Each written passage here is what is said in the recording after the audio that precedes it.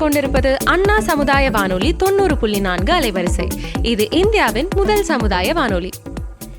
நேர்களே, இப்பொழுது நாம் கேட்கவிருப்பது நமது அண்ணா சமுதாய வானொலி மற்றும் மத்திய அரசு நிறுவனமான மദ്രാஸ் உர நிறுவனம் இணைந்து வழங்கும் பிரதமரின் பிரணாம், தாய் பூமியின் மறுசீரமைப்பு, ஊட்டச்சத்து விழிப்புணர்வு மற்றும் மேம்படுத்தலுக்கான திட்டம் பற்றிய தொடர் நிகழ்ச்சி.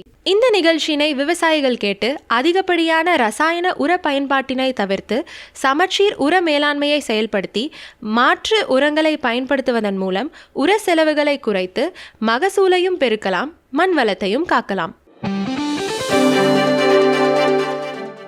பிரதமர் திரு நரேந்திர மோடி அவர்கள் அசாம் மாநிலம் திப்ருகர் மாவட்டம் நாம்ரூப்பில் அமைந்துள்ள பிரம்மபுத்திரா பள்ளத்தாக்கு உரக்கழக லிமிடெட் BVFCL நிறுவனத்தின் தற்போதைய வளாகத்திற்குள் புதிய பிரவுன்ஃபீல்ட் அமோனியா யூரியா திட்டத்திற்கான பூமி பூஜையை செய்து வைத்தார். அவர் தனது உரையில் யூரியாவை விவேகத்துடன் பயன்படுத்த வேண்டியதன் அவசியத்தை வலியுறுத்தினார். அந்த உரையின் தொகுப்பினை இப்போது நாம் கேட்கலாம். लेकिन मैं किसान भाई बहनों को भी कहूंगा कि आपको भी मेरी मदद करनी होगी, और वो मेरी मदद है इतना ही नहीं, मेरे किसान भाई बहन आपकी भी मदद है, और वो है ये धरती माता को बचाना. हम धरती माता को अगर नहीं बचाएंगे तो यूरिया की कितने ही थैले डाल दे, ये धरती मां हमें कुछ नहीं देगी. और इसलिए जैसे शरीर में बीमारी हो जाए तो दवाई भी हिसाब से लेनी पड़ती है. 2 गोली की जरूरत है, 4 गोली खा लें तो शरीर को फायदा नहीं, नुकसान हो जाता है. वैसा ही ये धरती मां को भी अगर हम जरूरत से ज्यादा, पड़ोस वाला ज्यादा बोरी डालता है इसलिए मैं भी बोरी डाल दूं, इस प्रकार से अगर करते रहेंगे तो ये धरती मां हमसे रूठ जाएगी. यूरिया खिला खिला करके हमें धरती माता को मारने का कोई हक नहीं है. ये हमारी मां है, हमें उस मां को भी बचाना है. நேர்களே, இந்த நிகழ்ச்சியின் 2ஆம் பருவத்தின் 17ஆம் பாகமாக இன்று வேளாண்மையில் குறைந்த செலவில் விளைச்சலை அதிகரிக்க துல்லிய பண்ணைய முறைகள் குறித்து விளக்கவிருக்கிறார் திரு எஸ் துரைபாண்டியன் அவர்கள், முதன்மை மேலாளர் சந்தைப்படுத்தல் சேவைகள், மദ്രാஸ் உர நிறுவனம், மணலி, சென்னை. உடனுரையாடுபவர்கள் காவ்யா மற்றும் சந்தியா. வாங்க நிகழ்ச்சிக்கு போகலாம். வணக்கம் சார். வணக்கங்க. துல்லிய வேளாண்மை அப்படின்னா என்னங்க சார்? இதை நாங்கள் எப்படி எளிமையாக புரிஞ்சுக்கிறதுங்க சார்? அன்பான விவசாய பெருமக்களுக்கு மദ്രാஸ் உர நிறுவனத்தின் சார்பாக முதலில் என்னுடைய மனமார்ந்த வணக்கத்தை தெரிவித்துக் கொள்கிறேன். துல்லிய வேளாண்மை என்றால் என்ன அப்படின்னு நீங்கள் கேட்குறீங்க. துல்லிய வேளாண்மை அப்படின்றது பார்த்திங்கன்னா குறைந்த செலவில் எப்படி அதிக விளைச்சல் எடுப்பது அப்படின்றத பற்றி பார்க்குறது தான் இந்த துல்லிய வேளாண்மை. இப்போ விவசாயம்ன்றது ஒரு தொழில் மட்டும் கிடையாது, அது நம்ம வாழ்க்கை, நம்ம அடையாளம், நம்ம எதிர்காலம். இன்றைக்கி விவசாயம் பல சவால்களை சந்தித்து வருது.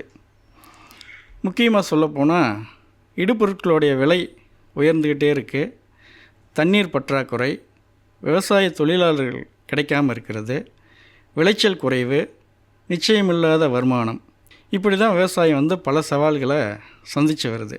இந்த சூழலில் தான் நம்ம அடிக்கடி கேட்கக்கூடிய ஒரு வார்த்தை இந்த துல்லிய வேளாண்மை. ஆங்கிலத்தில் இதை ப்ரிசிஷன் ஃபார்மிங் அப்படின்னு சொல்லுவாங்க. இது பெரும்பாலும் விவசாயிங்க நம்ம என்ன நினைக்கிறோன்னா, இது பெரிய விவசாயிங்களுக்கு தான் இந்த துல்லிய வேளாண்மை சரிப்பட்டு வரும், நம்மளுக்கு இந்த திட்டம் சரியாக வராது, செலவு அதிகமாக இருக்கும் அப்படின்னு தான் நம்மளாம் நினச்சிட்ருக்கோம். ஆனால் விவசாய பெருமக்களே, இன்றைக்கி இந்த 30 நிமிட வானொலி நிகழ்ச்சியில் இந்த எண்ணங்களை நம்ம மாற்ற போகிறோம். நம்ம ஊர் விவசாயத்துக்கு இது எப்படி பொருந்தும், குறைஞ்ச செலவில் எப்படி செய்யலாம், நம்ம ஏற்கனவே செஞ்ச விஷயங்கள் தான் இந்த துல்லிய வேளாண்மையில் வருதா அப்படின்னு நம்ம தெளிவாக பார்க்க போகிறோம். இப்போ சகோதரி கேட்டாங்க, துல்லிய வேளாண்மை அப்படின்னா குறிப்பாக கொஞ்சம் எளிமையாக சொல்லுங்கள் சார் அப்படின்னு கேட்டாங்க. துல்லிய வேளாண்மைன்றது வந்து ஒரு புது பயிர் கிடையாது, புதுசான உரமும் கிடையாது. அது ஒரு புதிய சிந்தனை. முதல்ல நம்மளே ஒரு கேள்வி கேட்டுக்கணும். நம்ம ஒரு வயல் வச்சுருக்கோன்னா அந்த வயல் முழுசும் ஒரே மாதிரி இருக்கா? பெரும்பாலும் இருக்கிறது கிடையாது. ஒரே வயலுக்குள்ளேயே ஒரு பகுதி நல்ல கருப்பு மண்ணாக இருக்குது, இன்னொரு பகுதி வந்து பார்த்திங்கன்னா மணல் கலந்த மண்ணாக இருக்கும். கால்வாயோரம் மண் எடுத்து பார்த்திங்கன்னா அந்த மண்ணில் ஈரப்பதம் அதிகமாக இருக்கும், மேட்டு பகுதியில் ஈரப்பதம் குறைவாக இருக்கும்.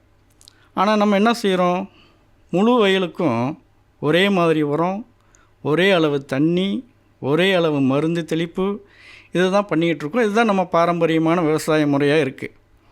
ஆனால் இந்த துல்லிய வேளாண்மை என்ன சொல்லுது?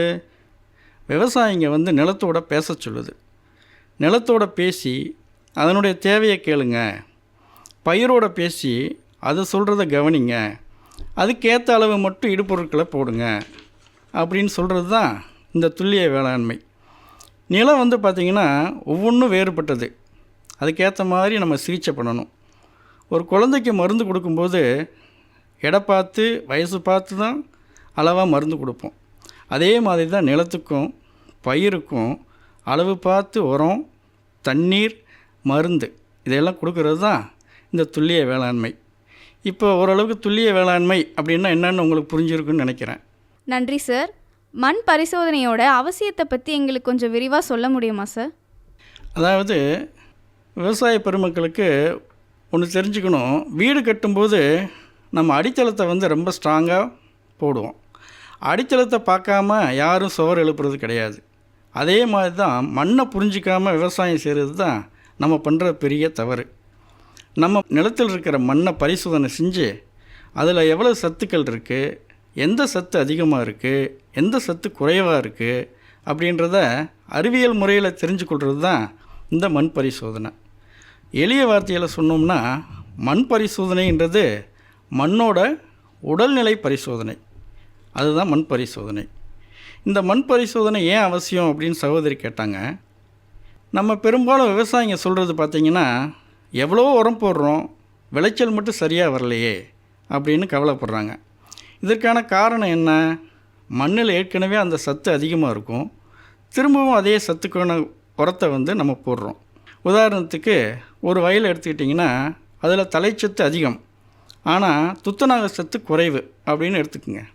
ஆனால் அந்த விவசாயி என்ன பண்ணுறாரு, தலைச்சத்து அதிகமாக இருக்கிற அந்த வயலில் ஒரு மூட்டை யூரியா போட வேண்டிய இடத்துல விலை மலிவாக கிடைக்கிது அப்படின்னு 3 மூட்டை 4 மூட்டை யூரியாவை போடுறாரு. ஆனால் துத்தநாக சத்தை போட மறந்துடுறாரு. இந்த மாதிரி போட்டால் என்னாகும்? செலவு தான் கூடும், மண் வளம் குறையும், துத்தநாக சத்து போடாதனால விளைச்சலும் குறையும். அதனால தான் இந்த மண் பரிசோதனை முக்கியம், அவசியம் அப்படின்ட்டு நம்ம சொல்கிறோம். நன்றி சார், ரொம்ப விளக்கமாக சொன்னீங்க சார். இப்போ மண் பரிசோதனையில் நம்ம முக்கியமாக பார்க்க வேண்டிய சத்துக்கள் என்னென்ன சார்?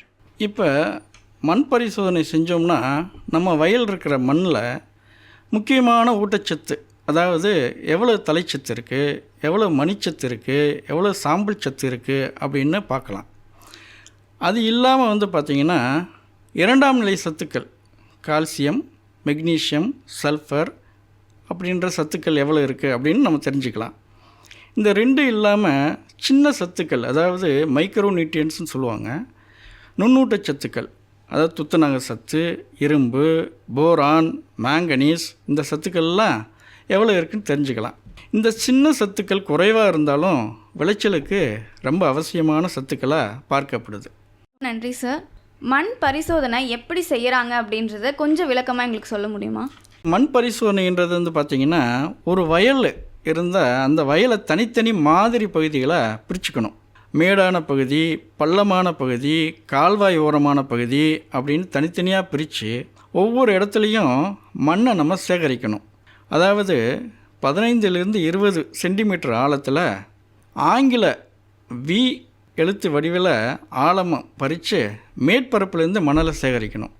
இந்த மாதிரி 5லிருந்து 10 இடங்களில் மண் எடுத்து அது எல்லாவற்றையும் கலந்து ஒரு மண் மாதிரி செய்யணும்.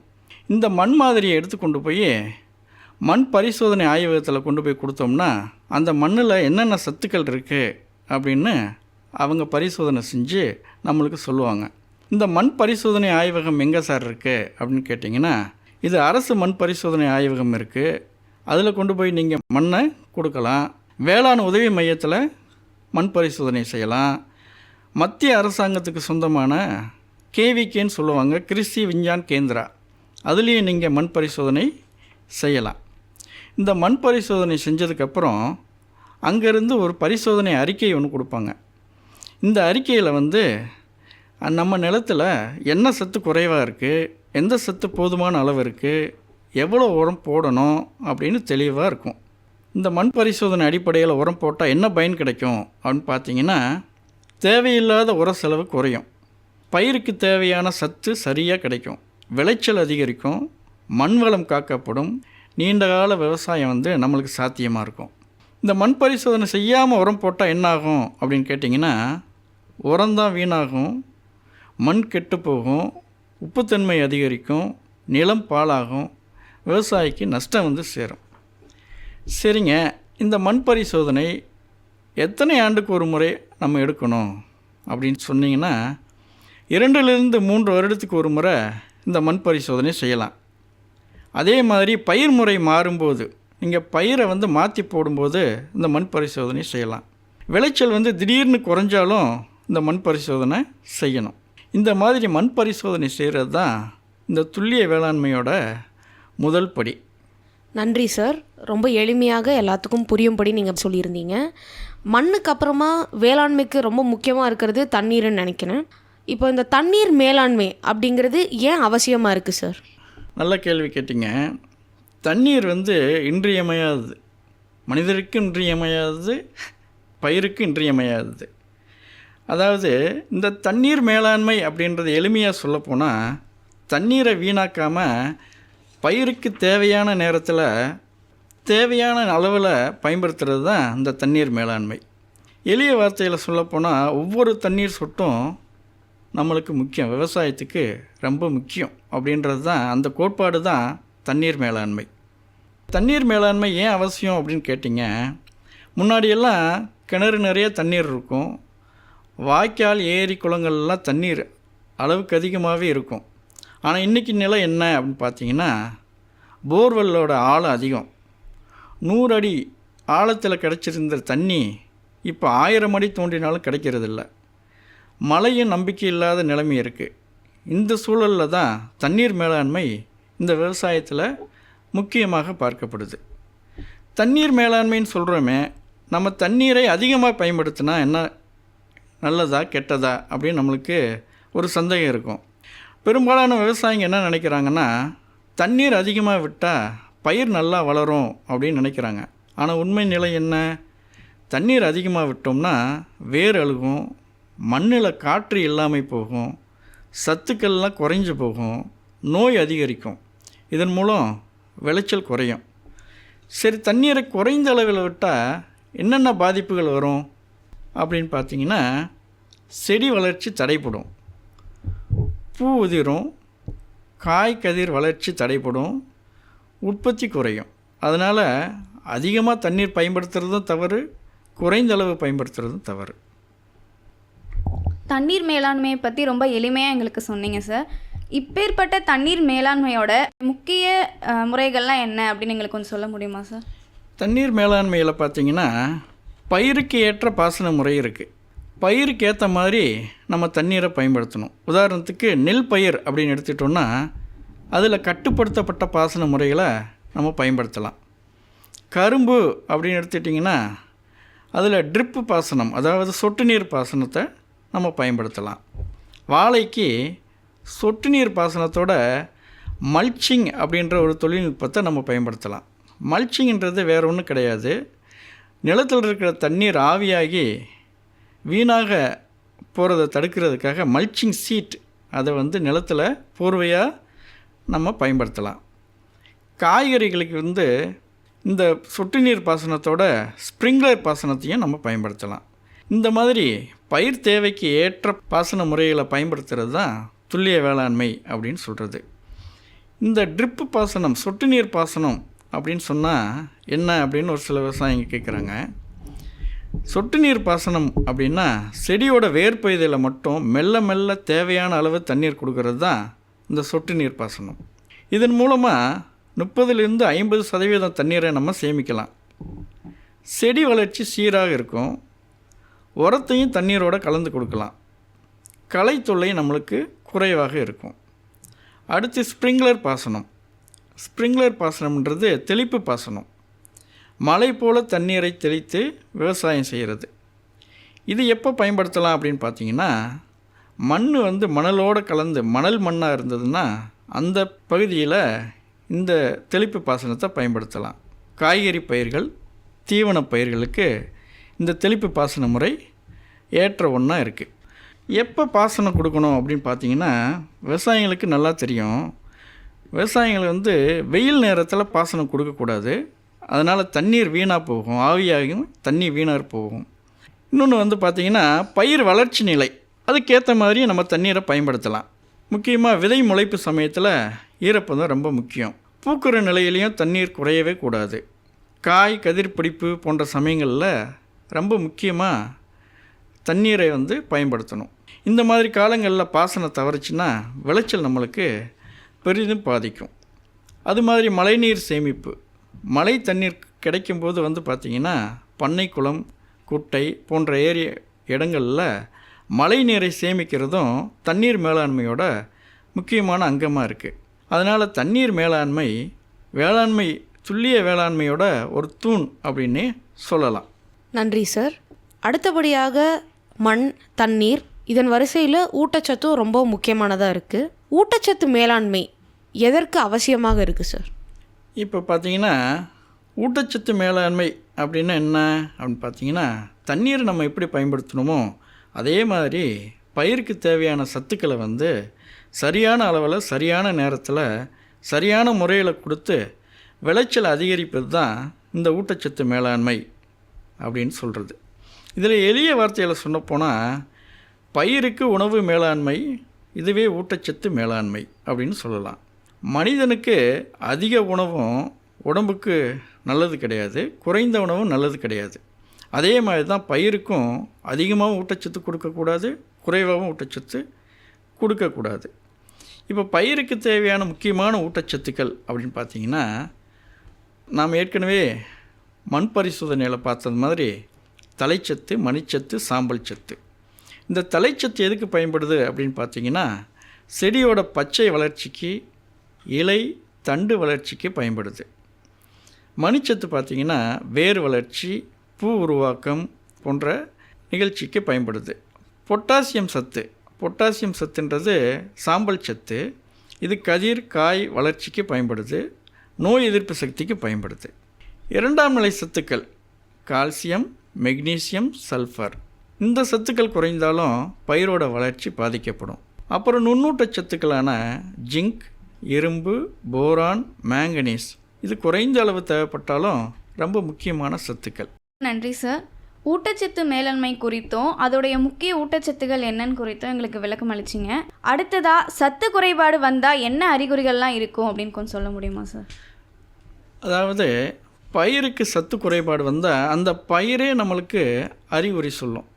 உதாரணத்துக்கு ஒரு விவசாய வயலுக்கு போகும்போது இலை, அந்த பயிரோட இலை மஞ்சள் கலராக இருந்ததுன்னா தலைச்சத்து குறைவு அப்படின்னு நம்ம புரிஞ்சுக்கலாம். அந்த இளம் இலை பார்த்திங்கன்னா வெள்ளை கலரில் இருந்ததுன்னா இரும்பு சத்து குறைவு அப்படின்னு தெரிஞ்சுக்கலாம். இலையோட முனைகள் கருகி போயிருந்ததுன்னா அதில் சாம்பல் சத்து கம்மியாக இருக்குது, நிலத்தில் சாம்பல் சத்து கம்மியாக இருந்தால் அந்த மாதிரி இருக்கும்.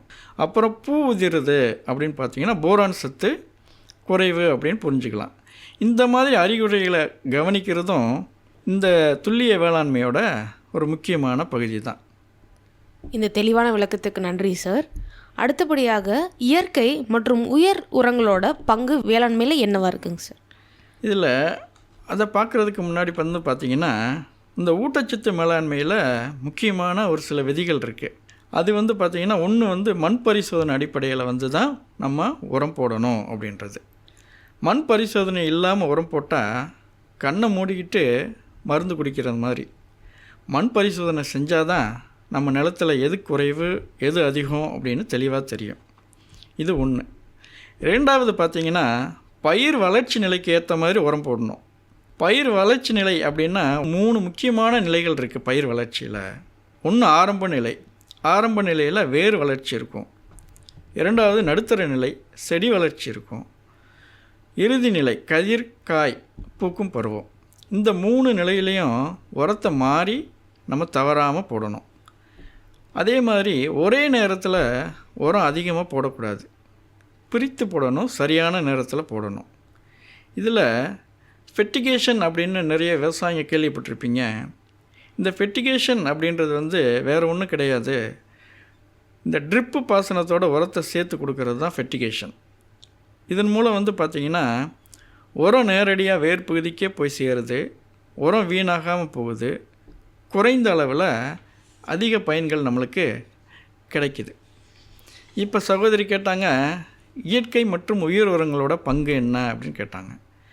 இந்த இயற்கை மற்றும் உயிர் உரங்கள் நம்ம ரசாயன உரங்களோட பண்ணை உரம், வெர்மி கம்போஸ்ட், பசுந்தாள் உரம், உயிர் உரம் இவை எல்லாத்தையும் சேர்த்து போட்டால் தான் மண் உயிரோடு இருக்கும்.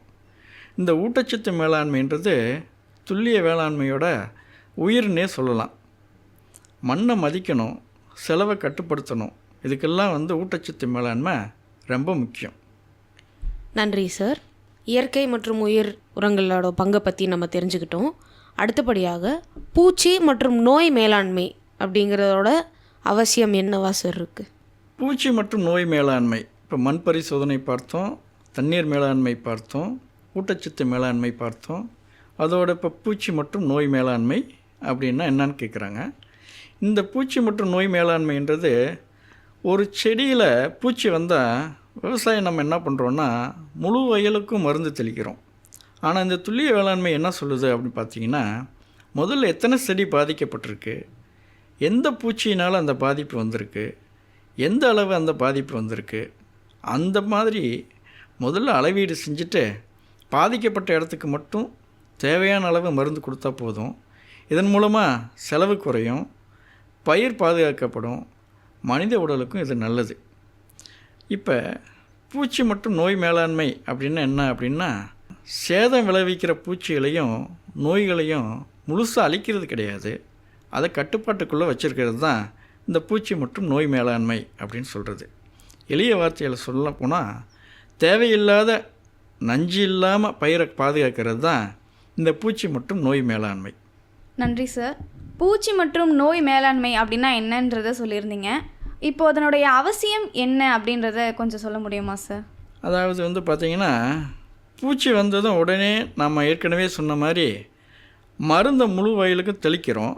இதன் மூலமாக செலவு அதிகமாக இருக்குது, ஒரு சில நேரம் பயனே இல்லாமல் இருக்குது. இதனுடைய விளைவு என்னன்னு பார்த்தீங்கன்னா, அந்த பூச்சி திரும்ப திரும்ப வந்து அந்த வயலில் வந்து பயிரை வந்து அழிக்கிற வேலையை செய்யும், நோயும் அதிகரிக்கும், மண் நீர் மனித உடலுக்கு வந்து இதனால் பாதிப்பு அதிகம்.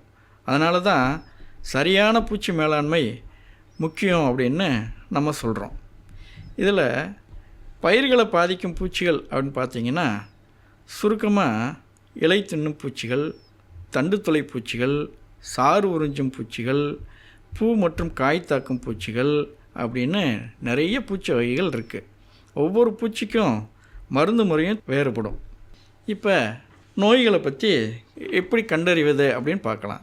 நோய்கள் வந்து பார்த்திங்கன்னா பெரும்பாலும் பூஞ்சை, பாக்டீரியா, வைரஸ் மூலமாக தான் வரும். பொதுவான அறிகுறிகள்னு பார்த்திங்கன்னா, இலை மஞ்சளாகும், கரும்புள்ளிகள் வரும், இலை சுருங்குதல் வரும், வளர்ச்சி தடைப்படும். சரியான நோய் கண்டறிதல் வந்து ரொம்ப அவசியம். அந்த நோய்க்கு தகுந்த மாதிரி மருந்தை தேர்ந்தெடுத்து நம்ம பயன்படுத்தணும். நன்றி சார். பூச்சி மற்றும் நோய் மேலாண்மையோட முக்கியத்துவத்தையும் அப்படின்னா என்னங்கிறதையும் நம்ம தெரிஞ்சுக்கிட்டோம். இப்போது பூச்சி மற்றும் நோய் மேலாண்மையின் அடிப்படை விதிகள் என்னவா சார் இருக்குது? இப்போ பூச்சி மற்றும் நோய் மேலாண்மையோட அடிப்படை விதிகள் அப்படின்னு பார்த்தீங்கன்னா, ஒரு 4 முறைகளை வந்து நம்ம இதன் மூலமாக கடைப்பிடிக்கலாம். ஒன்று வந்து கண்காணிப்பு, அதான் மானிட்டரிங்னு சொல்லுவாங்க. விவசாய சகோதரர்கள் வந்து பூச்சி வந்ததா அப்படின்னு கேட்குறத விட எவ்வளவு வந்திருக்கு, எந்தளவு அந்த செடி பாதிக்கப்பட்டிருக்கு அப்படின்னு பார்க்கணும். இதை வாரம் ஒரு முறை செடிகளை நன்றாக கவனிக்கணும்.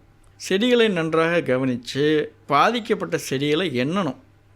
எண்ணி அதுக்கு தகுந்த மாதிரி நம்ம பூச்சி மற்றும் நோய் மேலாண்மையை மேற்கொள்கிறது தான் இந்த துல்லிய வேளாண்மை. இது ஒன்று. ரெண்டாவது பார்த்திங்கன்னா, பாதிக்கப்பட்ட இடத்துக்கு மட்டும்தான் நடவடிக்கை. ஒரு வரிசையில் மட்டும் பூச்சி இருந்தால் அந்த வரிசைக்கு மட்டும்தான் மருந்து தெளிக்கணும். முழு வயலுக்கும் மருந்து தேவை கிடையாது. இதன் மூலமாக செலவு குறையும், நிலத்தோட நச்சுத்தன்மை, பயிரோட நச்சுத்தன்மையும் குறையும். மூணாவது பார்த்திங்கன்னா, ஒருங்கிணைந்த பூச்சி மேலாண்மை, ஐபிஎம் சொல்லுவாங்க, இன்டகிரேட்டட் பெஸ்ட் மேனேஜ்மெண்ட் அப்படின்னு கேள்விப்பட்டிருப்பீங்க. இதில் எல்லா முறைகளையும் சேர்த்து பயன்படுத்துகிறது. உதாரணத்துக்கு பயிர் முறைகள், கல்ச்சுரல் மெத்தட்ஸ் அப்படின்னு சொல்கிறாங்க. இதன் மூலமாக சுத்தமான விதைகளை நம்ம தேர்ந்தெடுக்கணும், சரியான விதை இடைவெளி கடைபிடிக்கணும், பயிர் சுழற்சி பண்ணணும், வயலை சுத்தமாக வச்சுக்கணும். இந்த மாதிரி பயிர் முறைகளை நம்ம கடைபிடிக்கலாம். இரண்டாவது இயந்திர முறைகள். இயந்திர முறைகளில் பார்த்திங்கன்னா, பாதிக்கப்பட்ட இலைகளை, நோயாலையும் பூச்சினாலையும் பாதிக்கப்பட்ட இலைகளை அகற்றணும். விளக்கு வலை வைக்கலாம், பெரமோன் ட்ராப் அப்படின்னு சொல்லுவாங்க, பெரமோன் வலை, மஞ்சள் ஒட்டும் தாள், இந்த மாதிரி வச்சுக்கலாம். இதோட பார்த்திங்கன்னா உயிரியல் முறைகள், இயற்கையை கெடுக்காமல் பூச்சிகளை கட்டுப்படுத்துகிற முறை, நண்பன் பூச்சிகள், பாரசைட்ஸ், உயிரியல் மருந்துகள் போன்றவற்றை பயன்படுத்தலாம். கடைசியில் பார்த்திங்கன்னா ரசாயன முறைகள். கடைசி விருப்பமாக மட்டும்தான் இந்த ரசாயன பூச்சிக்கொல்லி, நோய்க்கொல்லி மருந்துகளை நம்ம பயன்படுத்தணும். இதன் மூலமாக சரியான மருந்து, சரியான அளவு, சரியான நேரத்தில் பயன்படுத்துகிறது தான் இந்த துல்லிய பூச்சி மேலாண்மை அப்படின்னு சொல்கிறது. நன்றி சார். அடுத்ததாக தவறான மருந்து பயன்படுத்துறது மூலயமா எந்த மாதிரி விளைவுகள்லாம் ஏற்படும் நினைக்கிறீங்க சார்? நம்ம ஏற்கனவே இப்போ சொன்ன முறைகளை பயன்படுத்தாமல் தவறான மருந்துகளை விவசாயிங்க பயன்படுத்தினா அந்த பூச்சி பார்த்திங்கன்னா மருந்துக்கு பழகிடும். இதன் மூலம் நோய் தீவிரம் அதிகரிக்கும், பயிரில் நச்சுத்தன்மை அதிகரிக்கும், மனித ஆரோக்கியம் பாதிக்கும். அதனால் அதிக மருந்து, அதிக பாதுகாப்பு அப்படின்னு நிறைய விவசாயி நினைக்கிறாங்க. அந்த எண்ணம் தவறு. இந்த பூச்சி மற்றும் நோய் மேலாண்மை சரியாக இருந்தால் தான் செலவு கட்டுப்பாட்டில் இருக்கும், விளைச்சல் பாதுகாப்பாக இருக்கும், விவசாயிகளும் நிம்மதியாக இருக்கலாம். நன்றி சார், ரொம்ப அழகாக விளக்கம் அளிச்சிங்க. இப்போது மண், உரம், பூச்சி, நோய், தண்ணீர் இதெல்லாமே துல்லிய வேளாண்மையை வச்சு நம்ம எப்படி அணுகலாங்கிறத பார்த்தோம். ஆக மொத்தமாக துல்லிய வேளாண்மையோட பயன்கள் என்னென்னவா சார் இருக்குது? இப்போ துல்லிய வேளாண்மையோட பயன்கள் என்ன அப்படின்னா, தொழில்நுட்பத்தை பயன்படுத்தி விவசாயம் செய்கிறது தான் துல்லிய வேளாண்மை அப்படின்னு நினச்சிட்ருக்கோம். உதாரணத்துக்கு ட்ரோன், கம்ப்யூட்டர், ஜிபிஎஸ் இதெல்லாம் பயன்படுத்துறது தான் துல்லிய வேளாண்மை அப்படின்னு நம்ம நினச்சிட்ருக்கோம். இது வேறு ஒன்றும் இல்லை. துல்லிய வேளாண்மைன்றது நம்ம அப்பா தாத்தா காலத்தில் நிலத்தை பார்த்து முடிவு பண்ணாங்க, மழையை பார்த்து விதைச்சாங்க, செடி நிறம் பார்த்து உரம் போட்டாங்க. இந்த அனுபவம் தான் துல்லிய வேளாண்மை. இன்றைக்கி அந்த அனுபவத்துக்கு அறிவியலை சேர்ப்பது தான் இந்த நவீன துல்லிய வேளாண்மை. இதனுடைய பயன்கள் என்ன அப்படின்னு சகோதரி கேட்டாங்க. இதனுடைய பயன்கள் பார்த்திங்கன்னா, உர செலவு குறையும், தண்ணீரை சேமிக்கலாம், விளைச்சல் சீராக இருக்கும், மண் வளத்தை காக்கலாம், அதனால் நஷ்டத்தை குறைக்கலாம். முக்கியமான விஷயம் என்னென்னா, விவசாயம் ஒரு சூதாட்டம் இல்லை, இது ஒரு திட்டமிட்ட தொழில் தான் அப்படின்னு நம்ம மாற்றலாம். அன்பார்ந்த விவசாய பெருமக்களே, இந்த துல்லிய வேளாண்மைன்றது பெரிய விவசாயிகளுக்கு மட்டுமானது கிடையாது. நம்ம சின்ன விவசாயிகளையும் இதை பயன்படுத்தலாம், நம்ம ஊர் நிலத்துக்கும் பயன்படுத்தலாம். நம்ம செலவுக்குள்ளேயே செய்யக்கூடிய விவசாய முறை தான் இந்த துல்லிய வேளாண்மை. அதிகம் உரம் போட்டால் நல்லது என்ற எண்ணத்தை விடுவித்து சரியான அளவு தான் லாபம் அப்படின்னு நம்ம நினைக்கிறது தான் இந்த துல்லிய வேளாண்மை. அறிவோடு செய்யப்பட்ட விதைப்பு நிச்சயம் நம்பிக்கை தரும். துல்லியமாக விவசாயம் செஞ்சால் அது வாழ்க்கையே வளமாக மாற்றும். நன்றி சார். நன்றி நேயர்களே, இதுவரை நீங்கள் கேட்டது நமது அண்ணா சமுதாய வானொலி மற்றும் மத்திய அரசின் நிறுவனமான மதராஸ் உர நிறுவனம் இணைந்து வழங்கிய பிரதமரின் பிரணாம் திட்டத்தை பற்றிய தொடர் நிகழ்ச்சியின் 2ஆம் பருவத்தின் 17ஆம் பாகம். மீண்டும் அடுத்த நிகழ்ச்சியில் சந்திப்போம். நன்றி, வணக்கம்.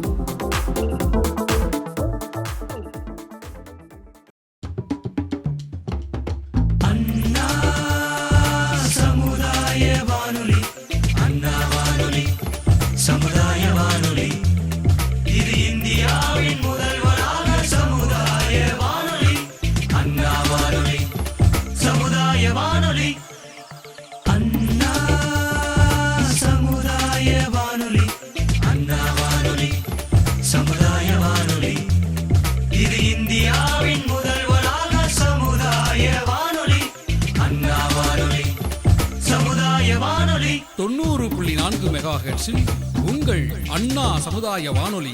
புதிய சமுதாயம் படைப்போம்.